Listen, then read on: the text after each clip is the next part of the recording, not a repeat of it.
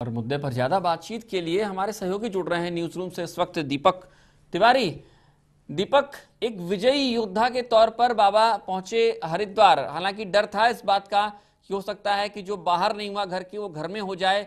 विरोध झेलना पड़ा है बाबा रामदेव को जब वो पहुंचे हैं हरिद्वार। वहां पर व्यापारियों ने, व्यापार मंडल के कई पदाधिकारियों ने वहां पर बाबा का विरोध किया है, काले झंडे दिखाए। हालांकि बाबा के इर्द गिर्द काफी बड़ा घेरा था, लिहाजा बाबा तक पहुंच नहीं पाए हैं, लेकिन विरोध के स्वर फूटे जरूर हैं बाबा के खिलाफ हरिद्वार में ही। नहीं, बिल्कुल। देखिए आशीष, एक बात तो तय है कि जहाँ पर आपके समर्थक होते हैं तो वहीं आपके विरोधी भी होते हैं। और जहाँ तक हरिद्वार की बात है, क्योंकि बाबा हरिद्वार में ही बाबा का सब कुछ है, वहीं से सारा कुछ अपना संचालित करते हैं वो, तो कुल मिला के देखा तो हरिद्वार से लगातार उनके खिलाफ बयान आते रहे हैं। बात सिर्फ व्यापारियों की नहीं है, बात इससे पहले हम संतों को देख लें तो वहाँ का जो अखाड़ा परिषद है, जितने भी संत हैं वो लगातार बाबा रामदेव का विरोध करते रहे हैं। और हर बार, इस बार भी जब बाबा रामदेव ने अपना आंदोलन शुरू किया था तो उन्होंने कई सारे आरोप बाबा रामदेव पर लगाए थे और ये तक बोला था कि हम बाबा को कुंभ में नहीं घुसने देंगे। साफ तौर पर वहाँ के संत कहीं ना कहीं बाबा से गुस्सा है और उन्होंने बाबा को व्यापारी वो लोग बोलते हैं बाबा कि राजनीति यहाँ पर करते हैं कुल मिला के संतों के नाम पर। तो इसी को लेकर लगातार उनका विरोध होता रहा है। और जिस तरीके से आज वो जब वहां पर पहुंचते तो एक तरफ उनको स्वागत भी होता है, जैसे हम तस्वीरों में देख सकते हैं, वहीं लेकिन दूसरी तरफ जब वो हर की पैड़ी पर पहुंचते हैं स्नान करने के, तो वहां पर व्यापारी उनका विरोध करते हैं। हालांकि आशीष, ये बताना चाहूंगा कि बहुत बड़ा वर्ग नहीं है व्यापारियों का, बहुत बड़ा गुट वहां पर नहीं था व्यापारियों का, सिर्फ एक गुट मात्र था जो उनको वहां पर विरोध करा था। लेकिन निश्चित तौर पर विरोध तो हुआ ही है, काले झंडे उनको दिखाए हैं। तो कुछ लोग आपसे खुश भी रह सकते हैं, कुछ लोग आपकी बातों से सहमत भी हो सकते हैं, कुछ लोग आपकी बातों से असहमत भी हो सकते हैं। तो मुझे ये लगता है कि वही गुट था जो बाबा की बातों से असहमत है, जो बाबा के आंदोलन, जिस बाबा अपने आंदोलन में जिन बातों को कर रहे हैं उन बातों से असहमत था। और निश्चित तौर पर विरोध प्रदर्शन कर बाबा जब हरिद्वार पहुंचते तो उनको काले झंडे दिखाकर उन्होंने अपने मन की एक खींच यहां पर उतारी उनका विरोध करके। आशीष, बिल्कुल दीपक, पलड़ा भारी लगता है जो समर्थक हैं उनका। बहुत छोटा ग्रुप था, बहुत छोटा गुट था जो व्यापारियों का था, वो जो विरोध कर रहा था। ऐसे में इस आंदोलन को हम अगर बड़े परिप्रेक्ष्य में देखें तो एक बड़ा समर्थक वर्ग है बाबा रामदेव का जो उनके पीछे चलता है। उनकी एक आवाज पर 5 दिनों तक भूखा प्यासा बैठा रहता है दिल्ली के रामलीला मैदान पे। ऐसे में ये विरोध के स्वर, हालांकि खुद अखाड़ा परिषद भी कई बार बेहद तीखी टिप्पणी कर चुका है बाबा रामदेव के खिलाफ। और जब ये आंदोलन शुरू हुआ था उस वक्त भी अखाड़ा परिषद के कई सदस्यों ने इस आंदोलन के ऊपर ही सवालिया निशान खड़े किए थे। ऐसे में व्यापक परिप्रेक्ष्य में अगर देखें इस पूरे आंदोलन को, तो इस आंदोलन के बाद हम कह सकते हैं कि हो सकता है बाबा ने जो आंदोलन छेड़ा है वो बहुत हद तक सफल होता नजर आ रहा है। नहीं आशीष, बिल्कुल। देखिए निश्चित तौर पर जिस तरीके से आंदोलन जब शुरू हुआ था और जिस तरह का माहौल था और जो टीम अन्ना के आंदोलन का हश्र हुआ था, उसको देखते हुए नहीं लगता था कि बहुत ज़्यादा समर्थन बाबा रामदेव को मिल पाएगा। और जिस तरीके से बाबा रामदेव आंदोलन शुरू अन्ना के आंदोलन से कुछ दिन पहले तक बोलते हैं कि वो आर पार की लड़ाई लड़ेंगे, लेकिन जब अन्ना के आंदोलन का वो हश्र होता है तो बाबा ने आखिरी समय तक अपनी रणनीति नहीं खोली थी और आखिर में उन्होंने ये घोषणा की कि 3 दिन का सांकेतिक अनशन वो करेंगे। लेकिन जब बाबा को लगा कि वाकई में पहले ही दिन 40 से 50 हजार लोगों की भीड़ रामलीला मैदान पहुंचती है, उसके बाद लगातार 3 दिनों तक उतना ही हुजूम वहां पर रहता है और कम होने के बजाय लगातार बढ़ता जाता है, तो कहीं ना कहीं बाबा के आत्मविश्वास को बढ़ाता है और बाबा एक एक करके 6 दिन तक इस आंदोलन को लेके जाते हैं। और जब 5वें दिन उनके मंच पर लोग जुटते हैं, राजनीतिक दलों के लोग जुटते हैं, तो निश्चित तौर पर उनका मनोबल और ज्यादा बढ़ता है। तो कुल मिलाकर देखा जाए तो निश्चित तौर पर ताकत बढ़ी है बाबा रामदेव की इस आंदोलन के बाद से। और जिस तरीके से सभी राजनीतिक दल जो विपक्ष में अभी बैठे हैं उन लोगों ने बाबा रामदेव के मुद्दे को समर्थन किया है, तो निश्चित तौर पर उनकी ताकत बढ़ी है। लेकिन दीपक के साथ साथ आज एक चीज और हमने देखी है कि एनडीए के नेता जब पहुंच रहे थे वहां पर, उस वक्त माया और मुलायम 2 ऐसे नेता थे जिनसे उम्मीद नहीं थी इस तरीके से समर्थन करने की, लेकिन समर्थन किया था। आज वही दोनों नेताओं ने अपने सुर बदल दिए हैं थोड़े से। उनको इस बात से नाराजगी है कि एनडीए के नेता क्यों पहुंचे थे। बाबा के आंदोलन का राजनीतिकरण यहां पर होता दिख रहा है। नहीं, बिल्कुल। निश्चित तौर पर जब बाबा ने जब पहली बार अपने आंदोलन से पहले सभी राजनीतिक दलों के नेताओं से मुलाकात की थी और उनको अपने आंदोलन में आमंत्रित किया था, तो आशीष उसी दिन इस बाबा के आंदोलन के राजनीतिकरण होने के आसार प्रबल हो गए थे। और जिसका नज़ारा हमने देखा कि जब 5वें दिन उनके मंच पर सभी लोग पहुंचते हैं, और हालांकि सभी लोग वहां पर पहुंचे भी, लेकिन कहीं ना कहीं उनके भी अपने हित वहां पर थे। हालांकि पहले दिन माया और मुलायम कहते हैं कि कालेधन के मुद्दे को लेकर हम उनके साथ हैं, लेकिन दूसरे दिन शुरू उनके बदल जाते हैं, बोलते हैं कि बाबा जो एनडीए को बाबा के साथ है, जो कई सारी पार्टियां उनके साथ है, ऐसे में उनको भी कहीं ना कहीं आपत्ति है। लेकिन कुल मिला के देखा है तो मुद्दा एक ऐसा है काले धन का, भ्रष्टाचार का, जिसको लेकर निश्चित भी कोई भी व्यक्ति इनकार नहीं कर सकता उनके साथ आने से, भले वो किसी भी राजनीतिक दल के व्यक्ति हो, भले वो माया हो, भले वो मुलायम हो, एनडीए का कोई व्यक्ति हो, या मैं कहूँ यूपीए के घटक दल हो, या सरकार में बैठे लोग क्यों ना हो, क्योंकि वो लोग भी, आज अंबिका सोनी का बयान आता है, मनीष तिवारी का बयान आता है, वो लोग भी कहते हैं कि गंभीर विषय है, सरकार इसको लेकर चिंतित है और हम लोग चाहते हैं ये चीज या जड़ से खत्म हो। तो निश्चित तौर पर देखा है तो ये मुद्दा ऐसा है, इतना व्यापक ये मुद्दा है और आम आदमी इतना ज्यादा त्रस्त इससे है तो कोई भी व्यक्ति इससे इनकार नहीं कर सकता इस मुद्दे को समर्थन करने से। तो निश्चित तौर पर सभी की मजबूरी हम कह सकते हैं इस मुद्दे को समर्थन करना। तो इसी वजह से शायद बाबा रामदेव की ताकत यहाँ पर बढ़ी। हालांकि अन्ना ने भी इसी मुद्दे को उठाया था, लेकिन काला धन का मुद्दा वो नहीं छू पाए थे, लेकिन टीम अन्ना का मैं क्या कहूँ उतना बड़ा आभा मंडल नहीं था कि वो भीड़ वहां पर नहीं जुटा पाए। और जिस तरीके से टीम अन्ना ने राजनीति में चुनावी विकल्प की बात की तो जो उनके बचे कुछ समर्थक भी थे कहीं ना कहीं वो टूट गए और उन्हें बाबा रामदेव के आंदोलन से आस थी। और जिस तरीके से बाबा रामदेव का आंदोलन हुआ है और जिस तरीके से उनको व्यापक जन समर्थन मिला है तो उसको देखते हुए हम यही कह सकते हैं कि उसमें से एक टुकड़ा वो लोग भी थे जो टीम अन्ना से टूटे हुए थे और बाबा रामदेव के आंदोलन से उन्हें आस थी और निश्चित तौर पर वो लोग भी इससे जुड़े हैं। तो कुल मिला के आगे सबसे बड़ी बात यह है दीपक, एक चीज और यहाँ पर हमें समझनी होगी कि बाबा रामदेव के आंदोलन का राजनीतिकरण जब होता है तो ये बाबा के लिए कितना फायदेमंद होगा, कितना नुकसानदेह होगा, साथ ही साथ उन दलों के लिए कितना फायदेमंद होगा, कितना नुकसानदेह होगा। मुझे जहां तक लगता है दीपक कि बाबा के लिए ही हम ये ज्यादा नजरिया रख सकते हैं कि कितना नुकसानदायक होगा ये आंदोलन, ये राजनीतिकरण और कितना फायदेमंद होगा, क्योंकि राजनीतिक दल जो भारत के वर्तमान राजनीतिक दल हैं उनसे हम सिर्फ यही उम्मीद कर सकते हैं कि वो अपने फायदे के लिए ही कोई काम करेंगे। मैं इस बारे में चर्चा आपसे करना चाहता हूं कि बाबा के आंदोलन का क्या होगा अगर इस पूरे मामले का राजनीतिकरण होता है, क्योंकि अब से पहले माया मुलायम और तमाम और नेता भी उनके साथ थे, लेकिन अब उनके सुर बदले हैं। नहीं देखिए आशीष, अगर बाबा के आंदोलन का राजनीतिकरण होता है और आगे जाके ये व्यापक रूप लेता है तो निश्चित तौर पर इसका सीधा फायदा राजनीतिक दलों को ही होगा और उन राजनीतिक दलों को होगा जो बाबा आंदोलन के बाबा रामदेव के मंच पर खुलकर आए थे। मैं तो बेशक यहाँ पर नाम लेना चाहूंगा, भले ही रामदेव ने यहाँ पर नाम नहीं लिया था, तो निश्चित तौर पर इसका पूरा फायदा एनडीए को होगा, भाजपा को होगा, उसके घटक दलों को होगा, क्योंकि खुलकर उन्होंने बाबा रामदेव के आंदोलन का समर्थन किया है। शरद यादव वहां पर पहुंचते हैं तो पहले तो उनके आंदोलन के समर्थन की बात करते हैं, फिर बोलते हैं आप किंग नहीं बन सकते, किंग मेकर बन सकते हो, यानी कि वो जानते थे कि बाबा रामदेव किंग मेकर हैं और वो उन्हें किंग बना भी सकते हैं। तो इसी वजह से उनके मंच पर वो गए भी थे और आगे जाके भी वो लोग उनके मंच में निश्चित तौर पर शामिल होंगे। और एक ये चीज वो कभी नहीं चाहेंगे कि सालों से वो इस राजनीति में है और कोई दूसरा व्यक्ति बाहर से आता है उनके सहारे सत्ता की सीढ़ियां चढ़ जाए, वो ये बिल्कुल नहीं चाहेंगे। वो ये चाहते होंगे कि शायद दूसरों की सीढ़ी के माध्यम से हम लोग सत्ता तक पहुंचे और कहीं ना कहीं रामदेव से बढ़िया माध्यम फिलहाल के समय में दिखाई नहीं देता होगा किसी भी राजनीतिक दल को, क्योंकि जो आभा मंडल बाबा रामदेव का है उनके साथ जो समर्थन करने वाला वर्ग है वो बच्चा भी है, बूढ़ा भी है, जवान भी है, हर वर्ग के व्यक्ति उनके साथ है, क्योंकि वो योग गुरु की उनकी शुरुआती छवि रही है और कहीं ना कहीं लोग उसी वजह से उनसे अटैचमेंट भी लोगों का है।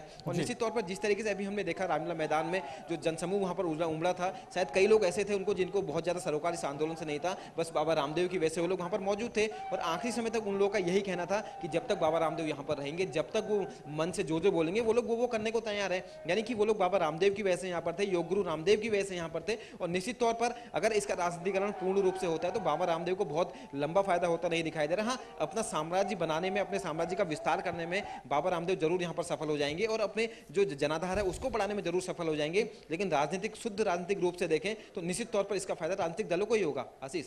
बिल्कुल दीपक, और इस वक्त हमारे साथ हमारे एक सहयोगी और जुड़ रहे हैं, प्रदीप सती। प्रदीप, देर आए लेकिन दुरुस्त आए, आप हमारे साथ थोड़ा देर से जुड़े हैं, आपसे भी इस पूरे मुद्दे पर चर्चा करना चाहेंगे।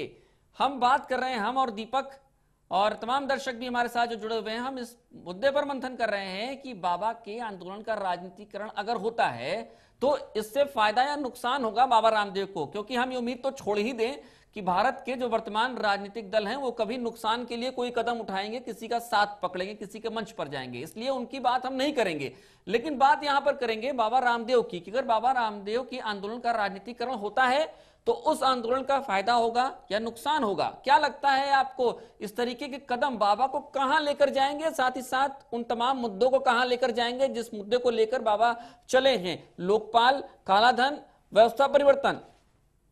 जी आशीष, देखिए जैसे कि हमने कल बात शुरू की थी कि खेल अब शुरू हुआ है और आज भी बिल्कुल उसकी पुनरावृत्ति हुई है। बाबा रामदेव जैसे ही देहरादून में आए दिल्ली में उन्होंने तमाम बयान दिए, तमाम ऐसे राजनेता उनके मंच पर आए जो कल तक अछूत थे, कल तक जो पापी थे, अत्याचारी थे, लेकिन जैसे ही रामदेव को उन्होंने छुआ तो वो सभी उस पाप से पुण्य की ओर कन्वर्ट हो गए, सभी साफ साफ शुद्ध हो गए। और वही आज उस आंदोलन के बाद रामदेव फिर देहरादून आए और उसके बाद फिर वो गंगा में डुबकी लगाकर वो भी शुद्ध हो गए। उसके बाद हरिद्वार में तमाम व्यापारियों ने उनका विरोध किया। तो ये खेल ऐसा है कि खेल में साम दाम दंड भेद सभी पैंतरे अपनाए जाएंगे। उत्तराखंड में बाबा ये अपना रहे हैं, आपको लगता है बाबा ये सब अपना रहे हैं?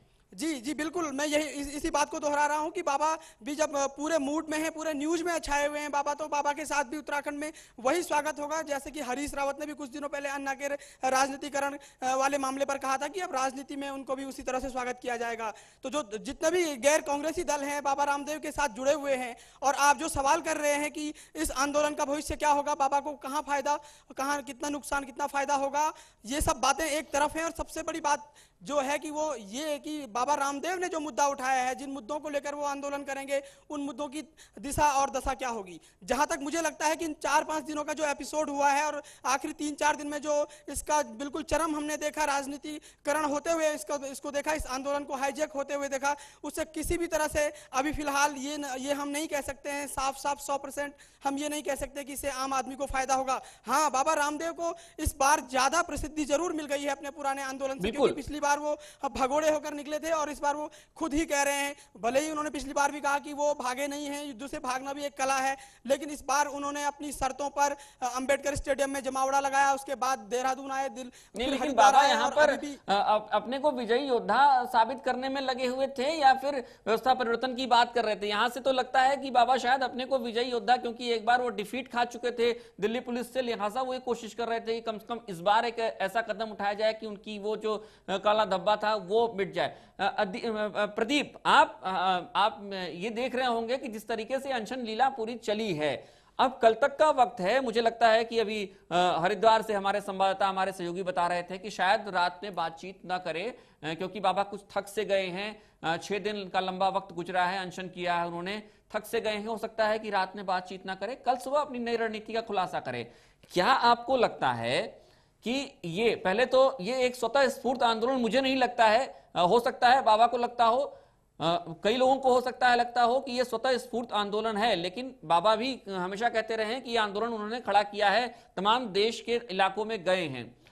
ऐसे में अब बाबा की रणनीति क्या हो सकती है, बाबा के पास क्या राहें हो सकती हैं आने के लिए? क्योंकि केंद्र सरकार ने अब तक इस पूरे मुद्दे पर कोई बयान नहीं दिया है। वीरप्पा मोइली ने यह जरूर कहा है कि ये सब जो कुछ भी है, बाबा अपनी पहचान खो चुके हैं और दोबारा वापस पाने के लिए एक कोशिश कर रहे हैं, लेकिन एनडीए ने उस कोशिश पर भी सवालिया निशान खड़े कर दिए हैं। बाबा के पास राहें क्या बचती हैं? भ्रष्टाचार की सड़क पर कोई मुकाम हमें मिलेगा जहां पर हमें एक ऐसी संसद मिलेगी जहां पर बैठने वाले हमारे सफेद पोशों पर हम ये कह सकेंगे कि ये सफेद रंग इनके लिए सच्चा है और बेहद फब रहा है, या फिर हम यही कहते रहेंगे आने वाली पीढ़ियों से भी कि ये सफेद पोश हैं लेकिन इनके चेहरे अंदर से काले हैं?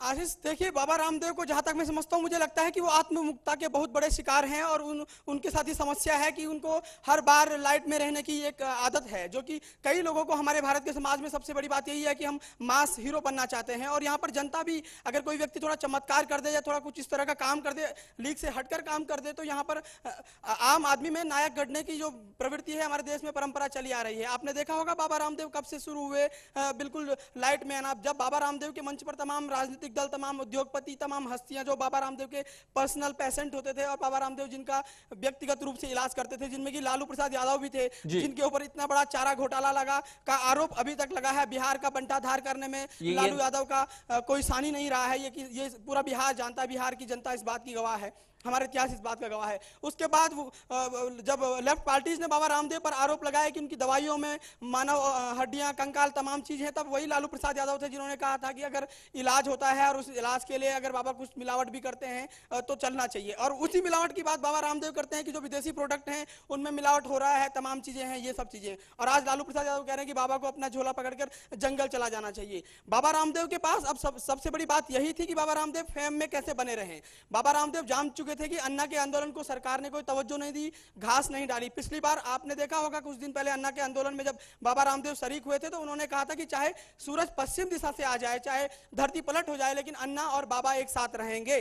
लेकिन जो ही बाबा रामदेव के आंदोलन से जाने के बाद अन्ना हजारे ने, टीम अन्ना ने पॉलिटिकल पार्टिसिपेशन की घोषणा की, उसके बाद बाबा रामदेव को सांप सूंघ गया था। इस बात में कोई दो राय नहीं है। हम लगातार कहते आ रहे हैं कि बाबा रामदेव पिछले कई सालों से राजनीतिक पुनरुत्थान की बात कर रहे थे, व्यवस्था परिवर्तन की बात कर रहे थे। बाबा के पास अल्टीमेटली एक ही तरीका था राजनीति में आने का। बाबा रामदेव राजनीति को यही समझ रहे थे कि उनके आते ही वो बिल्कुल राजनीतिक पटल पर छा जाएंगे। लेकिन यहाँ पर जब बाबा रामदेव ने देखा कि वो आंदोलन, वो राजनीतिक विकल्प टीम अन्ना दे रही है और टीम अन्ना के पास तमाम लोगों की टीम भी है, तमाम अनुभवी लोग हैं जिनमें लोग आम आदमी का अक्स देखते हैं। बाबा को यहीं पर लगा कि बाबा बैकफुट पर है। उसके बाद बाबा के पास राजनीतिक दलों का समर्थन लेने के अलावा कोई चारा नहीं था और इसी को लेकर उन्होंने शुरुआती 3 दिन यानी प्रदीप, कुल मिलाकर देखा जाए तो बाबा के जो आंदोलन की रणनीति है, अभी खुद बाबा भी असमंजस में ही बने हुए हैं। हमारे साथ प्रदीप दीपक भी जुड़े हुए हैं हमारे सहयोगी न्यूज रूम से। दीपक, क्या आपको लगता है, जैसा प्रदीप कह रहे हैं, प्रदीप ये कह रहे हैं कि बाबा को मीडिया में बने रहने के लिए जो चौखटा है टीवी का, उस चौखटे में अपनी तस्वीर दिखाए रखने के लिए एक कवायद की जरूरत थी, लिहाजा उन्होंने इस तरीके के आंदोलन को अपना मोहरा बनाया है। और चूंकि एक राजनीतिक कद भी उनको पाना था और उसकी वो कोशिश भी करते रहे, एक मुद्दा मिल गया था उनको, लिहाजा उस पर एक लंबा काम हो रहा है। जहां तक प्रदीप ये कहना चाहते हैं, एक लंबा काम हो रहा है और उसके बाद बाबा भी राजनीति में आना चाहते हैं। और यही वजह रही है कि जब अन्ना हजारे की कोर टीम ने ये ऐलान कर दिया था कि वो पॉलिटिकल पार्टी बनाएंगे, उसके बाद बाबा को थोड़ा सा लगा था कि अरे ये क्या हो गया, यहां तो मुझे आना था इस मंच पर, लेकिन अब पॉलिटिकल पार्टी के मंच पर कहीं अन्ना आ जाएंगे तो मेरा क्या होगा। उसके बाद रणनीति की बात हो रही है, ये सारे मुद्दे इसके साथ में सपोर्टिंग तथ्य हैं, फैक्ट्स हैं ये सारे इसके साथ के। लेकिन दीपक, आपको क्या लगता है, बाबा की ये पूरी कवायद मीडिया में बने रहने की है, टीवी के चौखटे पे अपना चेहरा बनाए रखने की है, या आगे की कोई पुष्ट रणनीति भी है पूरी इस मामले में? बाबा के साथ राजनीति में आने की इच्छा या आंदोलन से छाए रहने की इच्छा, क्या है ये बाबा का? देखिए आशीष, ये किसी के पक्ष या विपक्ष में बोलने वाली बात नहीं। मैं तो सिर्फ इतना कहूंगा, इससे पहले भी बाबा रामदेव जब योग गुरु के रूप में विख्यात थे और सालों से जब वो टीवी पे लगातार आते रहते, तो मुझे नहीं लगता कि बहुत ज्यादा लाइमलाइट में रहने की उनकी शायद आदत सी रही है, उनकी मंशा रही हो सकता है कुछ 1% रही हो, हर किसी के अंदर रहती है या हर व्यक्ति के अंदर रहती है कि वो पॉपुलर हो, लोग उसे ज्यादा से ज्यादा देखें, ज्यादा से ज्यादा लोग उसे सुने, ये एक अलग मुद्दा हो सकता है। लेकिन यहाँ पर मैं, जहां तक हम बात करें राजनीति की, बाबा रामदेव की अगली रणनीति की, मैं इतना कहना चाहूंगा, निश्चित तौर पर बाबा रामदेव क्या रणनीति बनाएंगे ये तो खैर बाबा रामदेव सोच ही रहे होंगे, इस पर विचार कर रहे होंगे, शायद कल से मंथन भी करेंगे। लेकिन मुझे ये लगता है कि बाबा रामदेव को अपनी रणनीति से जाकर शायद ये सोचना होगा कि केंद्र सरकार उनके खिलाफ अब क्या रणनीति बना रही है, क्योंकि जिस तरीके से बाबा रामदेव ने खुली जंग का ऐलान कर दिया है कांग्रेस के खिलाफ, तो निश्चित तौर पर सरकार ने उनको घेरने की पूरी तैयारी कर ली है। और जैसे आज दिल्ली से खबरें भी लगातार आ रही हैं कि केंद्र सरकार ने बाकायदा उनकी पूरी फाइल वहां पर तलब की है, जिसमें जो भी उनके ट्रस्ट हैं, जो वो बेच रहे हैं, उस पे जो टैक्स को चोरी के जितने भी मामले हैं या ऐसी जितनी भी चीजें हैं, उसके दस्तावेजों की पूरी फाइल तलब की। यानी कि केंद्र सरकार ने पूरी तैयारी कर ली है बाबा रामदेव की अगली रणनीति से पहले अपनी चाल चलने की, कैसे बाबा रामदेव को अब घेरा जाए और कहीं ना कहीं उनका मनोबल तोड़ा जाए और दूसरे मामलों में कहीं ना कहीं उनको फंसाया जाए। और निश्चित तौर पर उनकी ये कोशिश आगे वो लोग जारी भी रखेंगे। जिस तरीके से बाबा रामदेव ने बालकृष्ण के मामले में बोला था कि सीबीआई को स्वतंत्र एजेंसी होनी चाहिए, सरकार सीबीआई का दुरुपयोग कर रही है, आगे चल के भी कर सकती है। और बाबा रामदेव को इस बात का अंदेशा है, पहले से भी रहा होगा, कि निश्चित तौर पर कभी न कभी सेन सरकार का जो ये अस्त्र है उनके खिलाफ भी इस्तेमाल हो सकता है। तो निश्चित तौर पर बाबा राम को शायद इस विषय पर भी ज्यादा सोचना चाहिए, क्योंकि अगर ऐसा नहीं होता तो आने वाले समय में बाबा रामदेव की मुश्किलें बढ़ सकती हैं। क्योंकि आशीष, पूर्व में भी कई सारे नोटिस बाबा रामदेव के जो ट्रस्ट है उनको जारी हो चुके हैं कि धर्मार्थ ट्रस्ट के नाम पर वो व्यापार कर रहे हैं। इसकी वजह से जो छूट उनको मिलती है टैक्स में, कहीं ना कहीं उसका फायदा बाबा रामदेव उठा रहे हैं। तो बाबा रामदेव को इसकी चिंता ज्यादा करनी जरूरी है कि केंद्र सरकार की अगली रणनीति उनके खिलाफ क्या होगी। क्या बाबा रामदेव की रणनीति के खुलासे से पहले ही केंद्र सरकार किसी अपने जो मेन अस्त्र उनके पास है, जैसा बाबा रामदेव लगातार कहते आए हैं। सवाल यहाँ पर यह भी उठता है कि ये तमाम आरोप बाबा के ऊपर लगते रहे, लेकिन बाबा ने अब तक कभी भी खुलकर आम जनता के सामने, अपने समर्थकों के सामने ये सारी चीजें पारदर्शी रूप से रखी नहीं है कि वो एक धर्मार्थ आश्रम चलाते हैं, वहां पर दवाओं का इस तरीके से कारोबार नहीं होता है, वो मुफ्त में दवाएं बांटी जाती हैं, बेहद नॉमिनल कॉस्ट पे भेजी जाती हैं। और उसमें जो केंद्र सरकार आरोप लगाती रही है, सेल्स टैक्स डिपार्टमेंट, हमें याद है कुछ दिनों पहले ही अभी करोड़ों का सेल्स टैक्स उनसे मांगा गया था, वो उनके ऊपर शपथ लगी थी।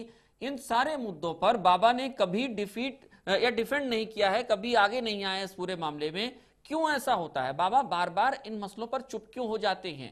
चीज अगर निश्चित तौर पर जितनी बार ऐसी घटनाएं हुई आगे होंगी, अगर निश्चित तौर पर बाबा रामदेव खुद अगर बयान देते हैं तो निश्चित तौर पर उनका बयान देंगे तो तूल पकड़ेगा। ऐसे में उस पर रिएक्शन आना भी जरूरी है कि अगर वो बयान देंगे तो उस पर रिएक्शन दिल्ली से भी आएगा, सरकार में बैठे लोगों से भी आएगा और ऐसे नेताओं की तरफ से भी आएगा। खासकर मैं दिग्विजय सिंह का नाम लेना चाहूंगा जो लगातार बाबा रामदेव पर हमला करते आए हैं। तो निश्चित तौर पर ऐसा होगा, इसलिए शायद बाबा रामदेव जानते हैं कि जिस मामले को अगर वो ज्यादा तूल खुद ही देंगे तो निश्चित तौर पर 1% अगर वो उठाएंगे तो 100% वहां से उठाया जाएगा। तो इसलिए शायद इन मामलों पर बोलने से वो बचते रहे हैं। हाँ, निश्चित तौर पर एक चीज है कि बाबा रामदेव कहते हैं कि उनके नाम पर कुछ नहीं, बाबा रामदेव ने शायद ये समझदारी का काम किया कि सब कुछ अपने ट्रस्ट के नाम पर रखा है, दूसरे लोग हैं उनके नाम पर अपना सारा साम्राज्य स्थापित किया है, उनके नाम पर सारे ट्रस्ट चल रहे हैं, उन्हीं के नाम पे सारी गतिविधियां होती हैं। लेकिन जहां तक दवाइयों की बात है, योग शिविर की बात है, अब ध्यान हो तो होता कि कई बार शुरुआत में योग शिविर मुफ्त में भी होते थे, दवाइयां मुफ्त में भी बांटी जाती थी, लेकिन आज वो स्थिति नहीं है। हर जगह दवाई का पैसा लिया जाता है। अभी तो बाकायदा उन्होंने अपनी फ्रेंचाइजी देनी शुरू की थी, उन्होंने बोला था कि गांव से लेकर शहर तक हम लोग अपना सामान बेचेंगे। तो निश्चित तौर पर देखिए जो आरोप उन पर लगते रहे हैं व्यापार के, कहीं ना कहीं धर्मार्थ ट्रस्ट के नाम पर व्यापार करने के आरोप उन पर लगे हैं और उसी को लेकर उनको नोटिस भी जारी हुआ था और इन्हीं मुद्दों को लेकर अब बिल्कुल सरकार ने घेराबंदी की पूरी तैयारी कर ली है। तो निश्चित तौर पर बाबा रामदेव, मुझे नहीं लगता कि इस बार भी सरकार का जो अस्त्र सरकार प्रयोग करेगी उसको तूल देने की कोशिश करेंगे, क्योंकि वो जानते हैं कि अगर वो 1% तूल देंगे तो वहां से उसका रिएक्शन 100% आएगा। ऐसे में निश्चित तौर पर बाबा रामदेव की वकीलों की फौज है, बाबा रामदेव की चार्टर्ड अकाउंटेंट की फौज है, बाबा रामदेव के दूसरा विभाग है, उन सारी चीजों को वो देखता है और बाबा रामदेव एक अलग ही दिशा में अपने काम को जारी रखते हैं। और शायद यही एक वजह है कि अभी तक बाबा रामदेव ने किसी भी ऐसे जब नोटिस पर या जो भी कार्रवाई उनके खिलाफ हुई, जो भी नोटिस जारी हुई, उन पर अपना मुंह नहीं खोला है और हर बार वो एक ही मुद्दे को पकड़ के चलते रहते हैं, जिसकी वजह से शायद ये मामले बहुत ज्यादा जनता के बीच में उठ नहीं पाते हैं। आशीष, दीपक भले ही मुंह न खोला हो लेकिन इस बात से इनकार भी नहीं किया, यानी हम ये मान सकते हैं कि जो चीजें होती हैं, जिस तरीके से उनके ऊपर सेल्स टैक्स थोपा जाता है, कहा जाता है कि आप धर्मार्थ कार्य नहीं कर रहे हैं, इसकी एक मौन स्वीकृति जरूर हो जाती है वहां से। नहीं देखिए, बिल्कुल, क्योंकि बाबा के जो भक्त हैं वो निश्चित तौर पर वो अंधा विश्वास उन पर करते हैं। मैं कल की घटनाक्रम आपको बताना चाहूंगा। जब कल हम ये प्रोग्राम बाबा रामदेव पर कर रहे थे तो मैंने रामदेव नाम लिया था, यानी कि रामदेव के नाम से पहले बाबा या स्वामी कुछ शब्द नहीं लगाया था। तो मेरे पास यूट्यूब में चाइना में बैठे उनके एक भक्त की प्रतिक्रिया उस पर आती है कि आप बाबा रामदेव का नाम बाबा लगा के लें, स्वामी लगा के लें या उनके नाम के आगे जी लगाएं, आप रामदेव बोलने का अधिकार आपको नहीं है, क्योंकि बाबा रामदेव एक क्रांतिकारी संत हैं और अधिकार है आप पर कि आप बाबा रामदेव को सिर्फ रामदेव कहकर पुकार रहे हो। इससे आप अंदाजा लगाया जा सकता है कि बाबा रामदेव के जो भक्त हैं कितना अंधा विश्वास वो करते हैं और बाबा रामदेव के खिलाफ एक भी शब्द वो लोग नहीं सुन सकते। उन पर आरोप लगाना बहुत दूर की बात है, वो कुछ कहते हैं उसका विरोध करना बहुत दूर की बात है। अगर आप उन्हें सिर्फ रामदेव कहकर पुकार लो तो उनके भक्त गुस्से से भर जाते हैं, आक्रोशित हो जाते हैं। तो मैंने भी उनसे लगातार बात करने के प्रयास की, तो मैंने ये पाया कि निश्चित तौर पर वो अंधा विश्वास बाबा रामदेव के ऊपर था और बाबा रामदेव जो कहते हैं वो लोग वही करते हैं। और ये हम देख चुके हैं रामलीला मैदान में, ये हम देख चुके हैं पिछले साल रामलीला मैदान में कि बाबा रामदेव की एक आवाज पर सभी लोग वहां पर जुटे थे। आशीष, बिल्कुल दीपक। प्रदीप हमारे साथ जुड़े हुए हैं। प्रदीप, एक चीज समझ में नहीं आती है, केंद्र सरकार खामोश क्यों है इस पूरे मुद्दे पर? दिल्ली में सड़कों पर उतरा हुजूम, क्या केंद्र सरकार में बैठे लोगों ने नहीं देखा है? सोनिया गांधी ने नहीं देखा, मनमोहन सिंह ने नहीं देखा? क्यों चुप है सरकार? अब तक क्यों चुप है? ग्रुप ऑफ मिनिस्टर्स की बैठक भी हुई, उसमें क्या कुछ हुआ? कुछ सामने नहीं आया। ये चुप्पी आखिर क्यों है? इस चुप्पी का राज हो क्या सकता है? आशीष, देखिए बिल्कुल शीशे की तरह साफ है कि हमारे देश में जनता की याददाश्त बहुत कमजोर होती है। केंद्र सरकार इस बात को भली भांति जानती है और केंद्र सरकार का बिल्कुल तयशुदा एजेंडा था कि इस बार किसी को घास नहीं डालनी है। आप देखिए पिछली बार जब अन्ना हजारे का आंदोलन, लेकिन घास नहीं डालेंगे प्रदीप अगर, तो ये कांग्रेस के लिए बड़ा घातक हो सकता है, कुल्हाड़ी पे अपना पैर मारने लायक वाली स्थिति हो जाएगी।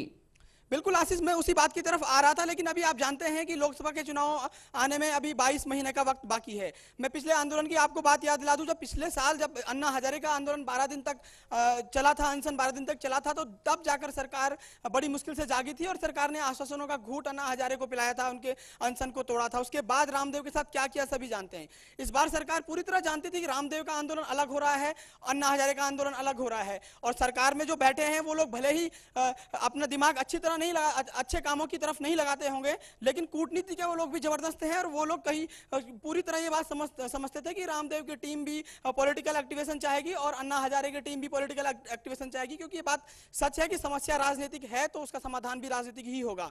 इसलिए केंद्र सरकार ने मुझे लगता है कि तयशुदा कार्यक्रम के तहत अन्ना हजारे को अलग थलग रहने दिया, उनको उनसे कोई बातचीत नहीं की। और उसके बाद जब 9 तारीख को अन्ना हजारे का आंदोलन, बाबा रामदेव का आंदोलन शुरू हुआ, तो उसके बाद उन्होंने 3 दिन तक कुछ नहीं कहने दिया, क्योंकि वो जानते थे कि अगली रणनीति बिल्कुल यही होगी कि तमाम विपक्षी दल उनके पक्ष में आएंगे, क्योंकि रामदेव लगातार दौरा कर रहे थे। मुलायम सिंह, मायावती, ममता बनर्जी, नरेंद्र मोदी, और नरेंद्र मोदी को लेकर तो अन्ना हजारे नाराज भी हो गए थे उनकी तारीफ को लेकर। केंद्र सरकार कांग्रेस इस बात को भली भांति जानती थी कि तमाम लोग, क्योंकि भगवा ब्रिगेड है, एनडीए है, और बाबा रामदेव भी हिंदुत्व की बात तमाम बार करते रहते हैं। बिल्कुल बिल्कुल प्रदीप, चलिए ठीक है, ये बात तो समझ में आती है। क्या आपको लगता है कि बाबा अगर राजनीति में आते हैं या इस तरीके के आंदोलन से वो किंग मेकर की स्थिति में आते हैं, किसी तरीके की पॉलिटिकल पार्टी बनाते हैं या नहीं बनाते हैं, ये हम अभी नहीं कह सकते हैं, लेकिन अगर किंग मेकर की स्थिति में भी आते हैं तो कितने दिनों तक, ये ड्यूरेबिलिटी कितने दिनों तक होगी कि वो किंग मेकर की स्थिति में बने रहेंगे? मुझे याद आता है जब 1975 में इमरजेंसी कॉल हुई थी, उस वक्त तमाम ऐसे नेता थे जिन्होंने देश के आम आवाम के साथ आवाज मिलाई थी और कांग्रेस सरकार के खिलाफ वो खड़े हुए थे। वो उस वक्त सत्ता में आए भी थे, लेकिन बेहद थोड़ी देर के लिए, कुछ वर्ष के लिए आए, और फिर उसके बाद उन तमाम राजनीतिक पार्टियों का वजूद भी खत्म हो गया था। कहा यह जा सकता है, जो हमने अपना अनुभव देखा है इस देश की राजनीति में, वो ये कहता है कि आंदोलनों से उपजे राजनीतिक दलों की ड्यूरेबिलिटी, जो टिकाऊपन है, वो बहुत लंबा नहीं होता है। ऐसे में बाबा रामदेव के आंदोलन का टिकाऊ होना किस बात पर निर्भर करेगा? क्या टिकाऊ हो पाएगा इसके बाद अगर ये किंग मेकर की स्थिति में आ भी पाते हैं? तो आपको क्या लगता है? आशीष, आप तमाम दुनिया का इतिहास उठाकर देख लें तो आप पाएंगे कि जितने भी लोग किंग मेकर रहे, उन्होंने जब कोई भी सत्ता किसी के भी हवाले की, किसी को भी सत्ता की गद्दी तक पहुंचाया, गद्दी तक पहुंचाने में महत्वपूर्ण भूमिका अदा की, तो वो लोग कुछ समय तक प्रासंगिक रहे, लेकिन उसके बाद वो लोग एक राजनीति के बड़े शून्य में विलीन हो गए। आप तमाम उदाहरण देख लीजिए, इस यूपीए का उदाहरण आप देख लीजिए, लालू प्रसाद यादव की क्या स्थिति है। लालू प्रसाद यादव भी किंग मेकर थे। आप काशीराम की स्थिति देख लीजिए, मायावती ने आखिरी दौर में उनके साथ क्या किया। आप लेनिन का इतिहास देख लीजिए, स्टालिन के दौर में लेनिन की बात को नजरअंदाज कर दिया गया। आज अटल बिहारी वाजपेयी की स्थिति देख लीजिए, भारतीय जनता पार्टी के भीष्म पितामह हैं, जो राजनीतिक स्थिरता की बात, जिन्होंने की 13 दलों की सरकार इतनी बड़ी चालाकी, इतनी बड़ी सामंजस्य के साथ चलाई। उनकी सरकार कर्नाटक में पूरी बहुमत में है, उसके बाद 4 साल में 3 मुख्यमंत्री, उत्तराखंड में यही हुआ। तो किंग मेकर ज्यादा दिन तक कहां रह पाए हैं? और अब सबसे बड़ा किंग मेकर तो जनता है, जो वोट देती है। उस जनता की हालत आप देखिए, जिस दिन वो किसी को राजा बनाती है, उसके अगले दिन ही वो राजा, वो विधायक, ग्राम प्रधान उन्हें भूल जाता है। बाबा रामदेव भी किस खेत की मूली है? वो भी इसी सिस्टम से उपजे हुए हैं। और बाबा रामदेव के जो ये अंधभक्त हैं, जिनको अभी दीपक भी जिनका जिक्र कर रहे थे, इनकी भी तो कभी आंख की पट्टी इनकी भी खुलेगी, और जिस दिन इनकी आंख की पट्टी खुलेगी, जिस दिन इनकी आंखों से पर्दा हटेगा, तो उस दिन बाबा रामदेव गैर प्रासंगिक हो जाएंगे। और दूसरी बात मैं यहाँ पर ये रखना चाहूंगा कि कांग्रेस सरकार अब पूरी कोशिश करेगी बाबा रामदेव की चारों तरफ से घेराबंदी करने की। हो सकता है कि 1-8 महीने में ही हमको कोई बड़ा धमाका सुनने को मिलेगी बाबा रामदेव के खिलाफ। तमाम चीजें सरकार जिस दिन चाहे सरकार सब कुछ कर सकती है, क्योंकि सरकारी सिस्टम इतना मजबूत होता है कि वो कभी भी किसी भी बड़े आंदोलन को कुचलने में बहुत ज्यादा सक्षम होता है। तो बाबा रामदेव के सामने तमाम ये चुनौतियां हैं। प्रदीप, आपको फिलहाल रोक रहे हैं। हमारे साथ हमारे सहयोगी दीपक भी जुड़े हुए हैं, उनके साथ हमारे एक और सहयोगी भी जुड़ रहे हैं। दीपक, आपसे जानना चाहेंगे, जैसा प्रदीप कह रहे हैं, प्रदीप, मैंने उनसे सवाल ये किया था कि क्या वाकई में ड्यूरेबिलिटी होगी, टिकाऊ होगी? बाबा अगर किंग मेकर की स्थिति में आते हैं तो ये स्थिति क्या बाबा के लिए बहुत हद तक टिकाऊ होगी? प्रदीप का मानना है कि ये बहुत ड्यूरेबल नहीं होगा, किंग मेकर के रूप में बहुत दिनों तक ये अपनी पहचान को बनाकर नहीं रखेंगे। मुझे भी ऐसा लगता है कि हो सकता है कि आने वाले कुछ वक्त बाद अगर वो किसी राजनीतिक दल को बनाते हैं या किंग मेकर की स्थिति में आते हैं, कुछ सालों तक वो इस पहचान के साथ रहेंगे, लेकिन उसके बाद किसी पार्टी में उनका विलय हो जाएगा या फिर वो निष्क्रिय हो जाएंगे। क्या लगता है आपको?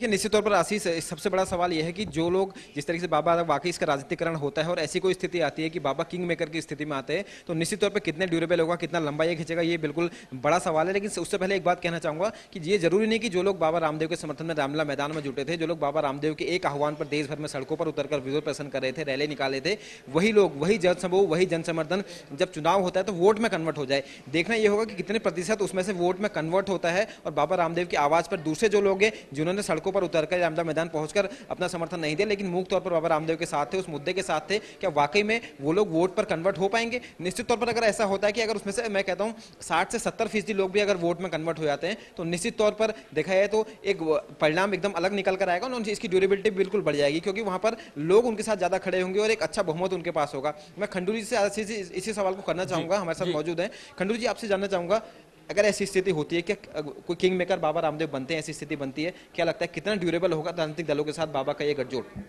देखिए, अभी तक के जितने भी प्रयोग आपने देखे होंगे कि पिछले भी कई 2-3 ऐसे आंदोलन हुए हैं जब एक राजनीतिक विकल्प देने की कोशिश हुई है, तो जो किंग मेकर होते हैं तो हाशिए पे चले जाते हैं और पॉलिटिकल लोग फिर सत्ता में आ जाते हैं।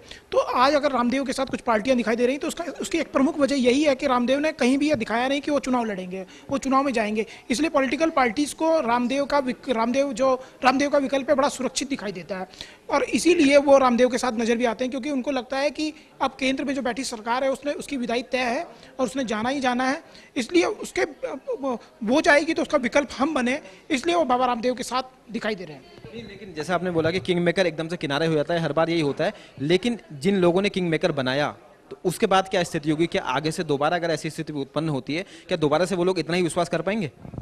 मुझे नहीं लगता कि इस तरह का विश्वास कर पाएंगे, लेकिन जिस तरह के हालात इस देश के हैं, इस मुल्क के हैं, आप देखिए कि लगातार भ्रष्टाचार के मामले सामने आ रहे हैं, तो पब्लिक को जब भी कोई आस जगाता है तो पब्लिक उसके साथ खड़ी हो जाती है। तो ऐसा ही अन्ना हजारे के साथ हुआ और ऐसा ही रामदेव के साथ भी हो रहा है। रामदेव के पास अपने संसाधन है, इसलिए वो इसको बहुत प्रभावी ढंग से कर पा रहे हैं। लेकिन जहाँ तक आप कह रहे हैं कि किंग मेकर का काम होता है किंग बनाना और फिर वो किनारे हो जाता है, लेकिन यहाँ पर रामदेव को भी इस समय एक राजनीतिक कवच की आवश्यकता है। एक जो सियासत के जो बड़े बड़े दिग्गज नेता हैं वो चाहते हैं कि कुछ ऐसी पार्टियां हों जो उनके समर्थन में खड़ी हों, क्योंकि आज रामदेव भी कहीं ना कहीं केंद्र सरकार के निशाने पर है और उनका जितना भी जो पूरा का पूरा साम्राज्य है इस समय वो जांच के घेरे में है, तो उनको भी एक राजनीतिक कवच चाहिए और वो कवच मिल रहा है उनको। वो जब वो आंदोलन करते हैं और वो ये कहते हैं कि हम कोई राजनीतिक विकल्प की बात नहीं कर रहे, हम कह रहे हैं कि जो केंद्र की सरकार है उसकी विदाई होनी चाहिए। तो जब विदाई की बात करते हैं तो उसका विकल्प कौन होता है? जो मंच पे बैठे लोग हैं वो उनको लगता है कि शायद हम इसके विकल्प बनेंगे, क्योंकि रामदेव तो खुद वहां आगे नहीं है। तो मुझे लगता है कि कुल मिलाकर जितनी भी राजनीतिक पार्टियां हैं वो अगर रामदेव के साथ खड़ी हैं तो उनके अपने निजी स्वार्थ है। इसमें एक चीज और कहना चाहूंगा, ये तो बहुत दूर की बात है, इसमें काफी समय है, लगभग 20 महीने का वक्त है। क्या आपको लगता है कि जो मोमेंटम अभी बना हुआ है वो मोमेंटम कायम रह पाएगा लंबे समय तक? क्या वाकई में लोगों के दिमाग में वो सारी चीजें रहेंगी? क्योंकि ह्यूमन माइंड है, लोग चीजों को बहुत जल्दी भूल जाते हैं, किसी भी चीज का असर हमारे दिमाग में 24 से 48 घंटे तक रहता है। तो क्या लगता है कि वाकई में 20 महीने का जो वक्त है कितना मुश्किल रामदेव के लिए होगा? क्योंकि लोगों की आदत है बहुत जल्द चीजों को भूल जाते हैं। क्या इस चीज को बहुत जल्द वो भूल जाएंगे और कोई दूसरा मुद्दा तब तक बीच में आ जाएगा या कोई दूसरी ऐसी चीज आएगी जहां पर वो लोग फोकस हो जाएंगे? तो कितनी मेहनत बाबा रामदेव को करनी पड़ेगी अगर वो इसी मोमेंटम से इस चीज को आगे बढ़ाते हैं, और कितना असर लोगों पर इसका रहेगा लंबे समय तक? देखिए, अगर इससे अगर कुछ पॉलिटिकल पार्टी को लाभ होता है, जिन पॉलिटिकल पार्टी को लाभ होगा और निश्चित तौर पर इस वातावरण को बनाने की पूरी कोशिश करेंगी। अब रामदेव अकेले मैदान में नहीं होंगे, वो राजनीतिक पार्टियां भी मैदान में होंगी जिनको लगता है कि वो सत्ता में जाने की, जिनको लगता है कि उनके सत्ता में जाने की संभावनाएं हैं, जिनका वो समर्थन भले ही वो अगर वो कांग्रेस का विरोध करते हैं तो बाबा रामदेव एक कांग्रेस का विरोध कर रहे हैं, तो जो कांग्रेस के खिलाफ पार्टियां उनको लगता है कि हमारा समर्थन कर रहे हैं, एक मुख्य समर्थन उनका है। तो निश्चित तौर पर अगर बाबा रामदेव की तरफ से ये आंदोलन अगर ढीला पड़ता भी है तो वो राजनीतिक पार्टियां जिनको लगता है कि वो सत्ता में जाने वाली हैं उसको ढीला नहीं पड़ने देंगी।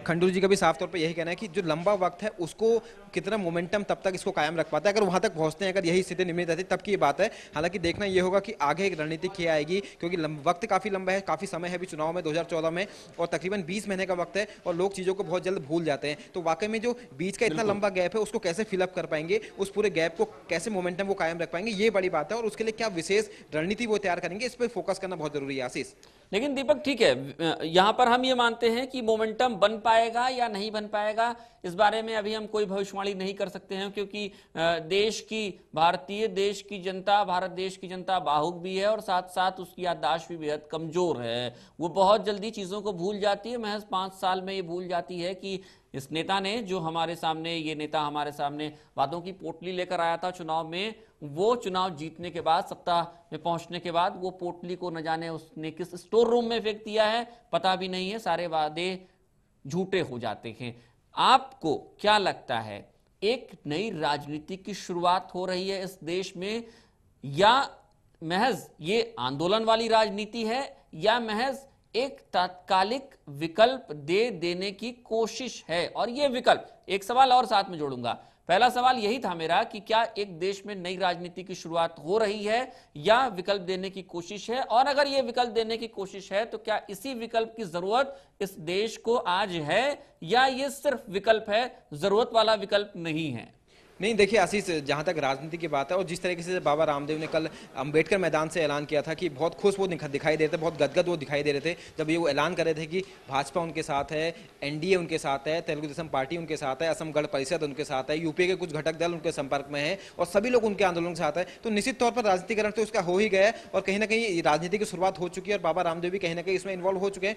लेकिन सबसे बड़ी बात यह है कि वाकई में जो विकल्प की आप बात करें, निश्चित तौर पर देखिए विकल्प की अगर बात करें, बाबा रामदेव, हम जैसे पहली बात करें थे, अगर ऐसी स्थिति बनती है तो निश्चित तौर पर बाबा रामदेव किंग मेकर ही रहेंगे। और आगे की हम स्थिति देखते हैं तो लोगों को विकल्प मिला क्या, क्योंकि वही भाजपा, वही एनडीए तो पहले भी थी और अगर ऐसी स्थिति होती है, रामदेव सिर्फ किंग मेकर हैं लेकिन एनडीए वही रहेगा, भाजपा वही रहेगी, जनता दल यूनाइटेड वही रहेगा, बाकी जो दूसरी पार्टियां वो तो वही का वही रहेंगी, चेहरे वही रहेंगे, बस उनको बनाने वाला, उनको खड़े करने वाला एक व्यक्ति यहाँ पर बदल गया है, उसकी एंट्री यहाँ पर हो गई है। लेकिन वो व्यक्ति मेन फ्रेम में नहीं है, वो व्यक्ति पीछे धकेल दिया जाएगा, वो व्यक्ति कहीं ना कहीं हाशिए पे आ जाएगा, तो वो लोग अपनी मनमानी वहां पर करेंगे और स्थिति जनता के सामने फिर से वही हो जाएगी। इसी को लेकर खंडू जी से जानना चाहूँगा, खंडू जी, जो हम बात कर रहे हैं कि अगर राजनीतिक विकल्प की बात आती है तो निश्चित तौर पर चेहरे तो वही हैं, एनडीए वही है, भाजपा वही है, इस पर आपको क्या कहना है? देखिए, अगर आप अन्ना हजारे के आंदोलन की बात कर रहे हैं, अगर उससे कंपैरिजन करें इन दोनों आंदोलनों को, तो अन्ना हजारे की जो टीम एक चुनाव की बात करती है तो वो बिल्कुल ऐसे चेहरों की बात करती है जो भ्रष्टाचार से बिल्कुल ईमानदार चेहरे जो हैं उनको चुनाव लड़ाने की बात करती है। उस तरह का विकल्प देने की कोशिश करती है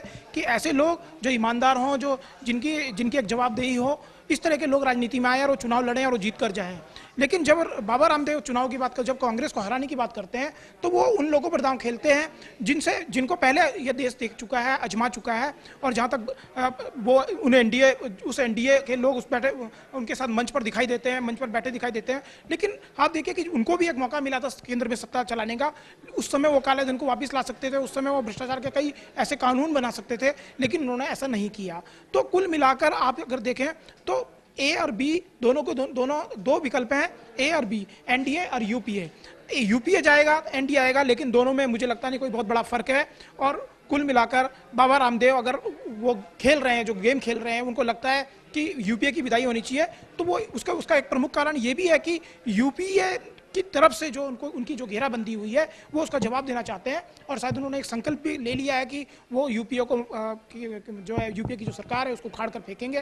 तो और खासतौर पर कांग्रेस को, क्योंकि देखिए आप यूपीए की जब बात करते हैं तो कांग्रेस पर ही उनका निशाना होता है। यूपीए के बहुत सारे घटक दल हैं, जब कोई केंद्र में सरकार चलती है तो केवल एक पार्टी से सरकार नहीं चलती है, उसमें बहुत सारी राजनीतिक पार्टियां भी हैं, लेकिन वो उनकी बात नहीं करते हैं, वो केवल कांग्रेस की बात करते हैं।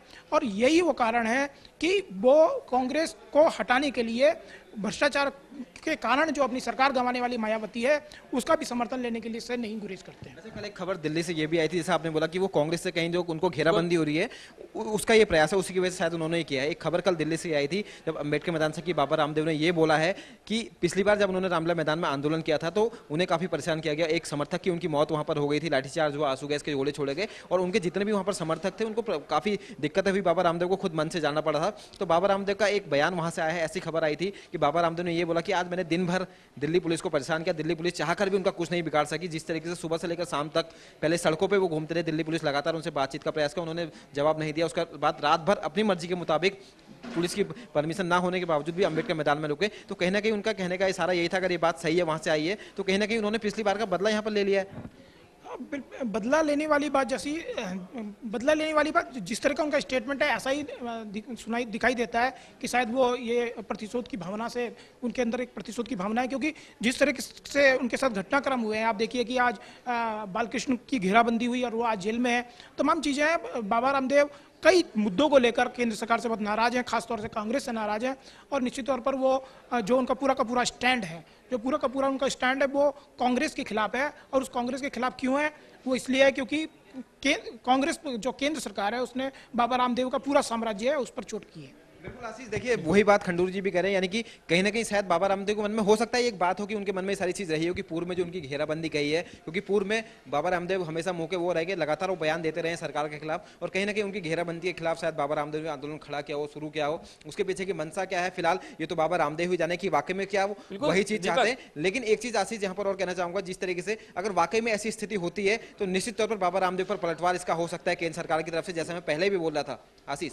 बिल्कुल दीपक, और हमारे साथ प्रदीप भी जुड़े हुए हैं। प्रदीप, आप नाराज हो रहे होंगे मेरे ऊपर कि मैं आपसे बातचीत कम कर रहा हूं, लेकिन आपके पास फिर से लौटता हूं। प्रदीप, क्या आपको लगता है जिस विकल्प की तलाश थी, सवाल वही है, देश की जनता भी मुंह उठाए देख रही है बाबा रामदेव को, अन्ना हजारे को, आंदोलन हो रहे हैं देश में, देश की जनता अपना वक्त दे रही है इन आंदोलनों में, सड़कों पर उतर रही है, धूप भी देख रही है, बरसात में भीग भी रही है। आपको लगता है कि जिस विकल्प की तलाश थी वो तलाश पूरी होती नजर आ रही है? बाबा रामदेव या अन्ना हजारे, कोई भी हो, राजनीति में उतरता है, अगर राजनीति के दलदल में उतरता है, क्योंकि अब राजनीति एक सुखनुमा या कह लें कि बगीचा तो रहा नहीं है, क्योंकि ये दलदल ही रह गया है। अगर इस दलदल में उतरते हैं इन दोनों में से कोई भी, तो क्या उस विकल्प की तलाश हमारी पूरी हो जाएगी, आम आदमी की तलाश पूरी हो जाएगी जिसकी तलाश हम कर रहे हैं? आशीष, देखिए, जब बाबा रामदेव का आंदोलन 9 अगस्त को शुरू हुआ तो उस आंदोलन का नारा था कि लोकपाल बिल आना चाहिए, सीबीआई की स्वतंत्रता होनी चाहिए और विदेश में जमा धन, जो काला धन है, वो वापस आना चाहिए। और जब ये आंदोलन समाप्त हुआ तो तब नारा निकलता है कि कांग्रेस हटाओ, मतलब किसी ना किसी दूसरी पार्टी को लाओ। तो अब आप देखिए कि 4 से 5 दिन में ये आंदोलन कहां से कहां चला गया। ये आंदोलन पूरी तरह काले धन की वापसी को लेकर था और अब ये आंदोलन कांग्रेस की विदाई को लेकर है और तमाम दूसरे राजनीतिक दलों की सत्ता में उनकी स्थापना करने को लेकर है। तो अब आप बताइए कि ये क्या है, मतलब कैसा विकल्प है, कौन सा विकल्प है जो इस देश को नई राह पर खड़ा कर देगा? पुरानी बोतल में नई शराब परोसने वाली बात है, नई बोतल में पुरानी शराब परोसने वाली बात यहाँ पर मानी जानी चाहिए, क्योंकि आप एनडीए के तमाम दल दूध के धुले नहीं हैं। आप देखिए जिन जिन राज्यों में वो लोग उनकी सरकार काम करती है, वो हाईकमान के इशारे पर ही काम कर रहे हैं, और हाईकमान भले ही सत्ता में दिल्ली में ना हो, लेकिन वो उन राज्यों में चला रहा है अपनी सरकारों को। तो जो लोग राज्यों में अपनी सरकारों को इस तरह से चला रहे हैं, तो वो लोग राष्ट्रीय स्तर पर सरकार को किस तरह से चलाएंगे? और आपके साथ आपकी बात में एक बात और जोड़ना चाहूंगा प्रदीप, आप कहते रहे, मैं आपको रोक नहीं रहा हूं, लेकिन उसमें एक तथ्य और जोड़ रहा हूं। कुमार विश्वास ने आज एक बयान दिया है, उन्होंने कहा है कि अगर बाबा के मंच पर नितिन गडकरी पहुंचते हैं तो वो ये क्यों नहीं करते हैं कि जहां जहां बीजेपी की गवर्नमेंट है वहां पर कम से कम लोकपाल, सशक्त लोकपाल जो बाबा रामदेव और अन्ना हजारे चाहते हैं, उस सशक्त लोकपाल को वहां पर लागू कर दिया जाए। अब आप आगे बात बढ़ाइए। मैंने आपकी बात में ये बात जोड़ने के लिए आपको सिर्फ इतना बताया है, कुमार विश्वास का बयान। आशीष, आपकी जो बात है उस बात से मैं पूरी तरह सहमत हूं और मुझे लगता है कि तमाम लोग इस बात से सहमत भी होंगे और उसमें तर्क भी हैं। तर्क ये है कि व्यवस्था परिवर्तन की बात इस व्यवस्था में रहकर नहीं हो सकती है।